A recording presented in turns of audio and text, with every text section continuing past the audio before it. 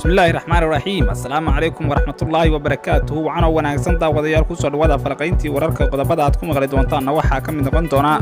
midowga musharaxiinta oo qaadacay shirkii shalay lagu soo gabagabeeyay magaalada Muqdisho ee laga hadlayay doorashada Soomaaliya waxay midowga musharaxiintu ay diidan yihiin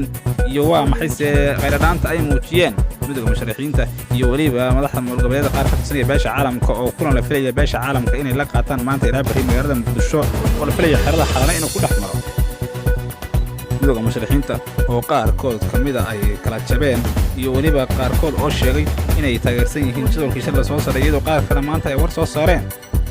qodobada kale aan maqaltaan waxaa ka mid noqon doona xaaladda gobolka Hiiraan oo cakiran Ali Guudlaawe oo la soo sheegayo inuu ka baaqsaday inuu magaalada Beledweyne safarkii uu gabay ahaanba halkaas lagu joojiyay madaxweyne ku-xigeenkii maamulka Hirshabelle oo lagu hareereysan yahay iyo waliba odayaasha gobolka Hiiraan oo sheegay inaysan ku jirin maamulka Hirshabelle qeyradaana halkaas ay ka muujiyeen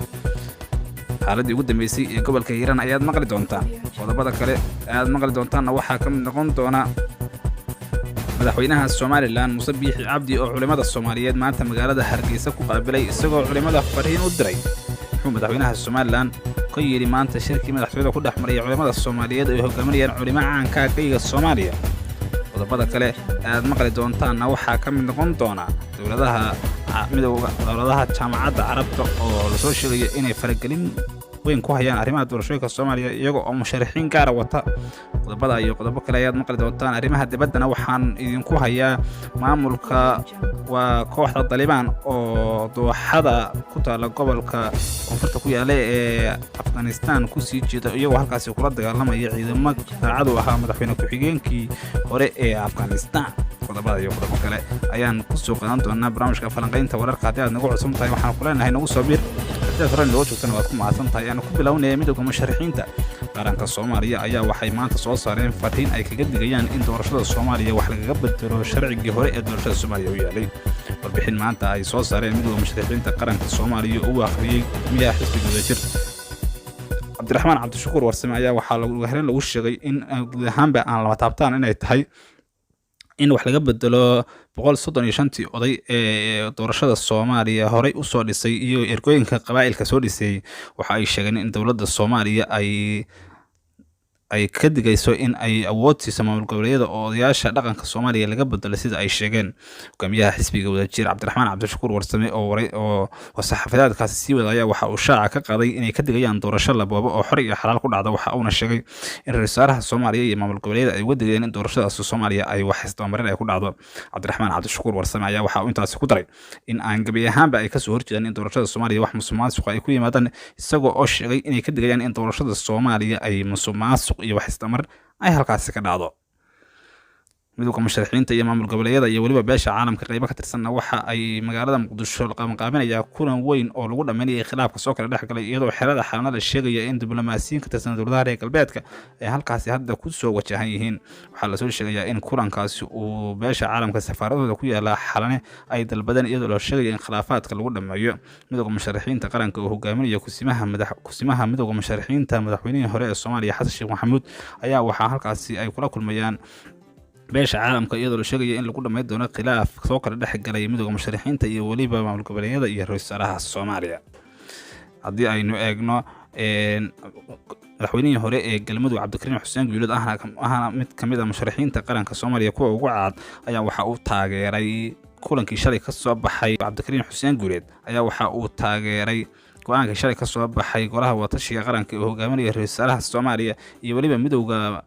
waa maamul goboleedyada isagoo oo sheegay inuu bogaadinayaan waxaa la soo sheegayaa in tan cadeyn u tahay inay kala dhaqaajiyeen midowga musharaxiinta qaybahoodii ugu muhiimsanaa iyadoo la soo sheegayo in haddaba nin walba uu meeshuu dan ka moodo uu aadayo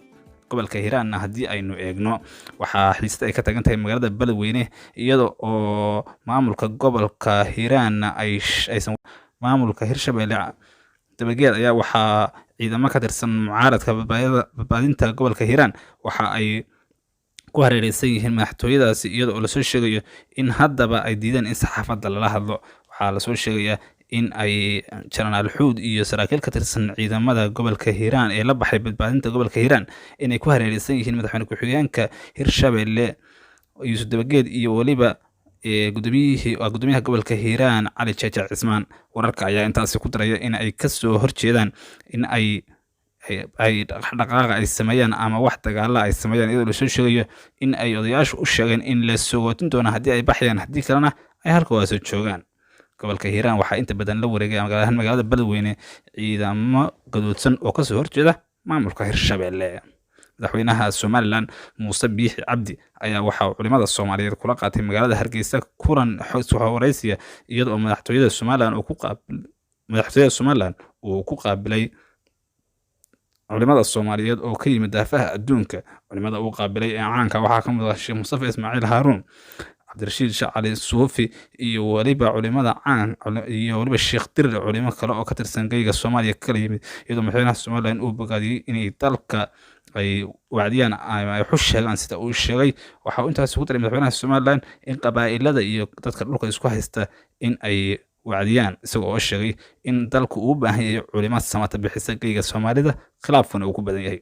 Wararka dibaddana haddii aynu eegno dalka Afghanistan, ururka Taliban ayaa waxa ay sheegeen inay weerar ku qaadi doonaan dooxada gobolka Benjil ee ku taala koonfurta waddankaasi, iyadoo oo sheegay inay dagaal xoogan kula geli doonaan kooxa ay sheegeen inay hadhaadigii ka hadheen dowladdii burburtay ee dalka Afghanistan. Afhayeen u hadlay ciidamada Taliban ayaa waxa uu sheegay inay weerar ku qaadi doonaan oo ay soo afjari doonaan, isagoo oo sheegay in ay uga gol leeyihiin in dalka Afghanistan guud ahaan ay la wareegaan. Waxa uu sheegay in maleeshiyaadkaasi uu ku tilmaamay ciidamadii hore ee dowladda hadhaaga inay la shaqeynayaan dowlad shisheeye, sida uu hadalka u dhigay. Dhinaca kale, madaxweyne ku-xigeenkii hore ee dalka Afghanistan Mascuud ayaa waxa uu sheegay in ay ciidamo badan halkaas ku aruursan doonaan, ayna iska difaaci doonaan ururka Taliban. Guud ahaan falaqaynta wararka oo aad kala socoteen Abshir Joker, waana intaas nabad.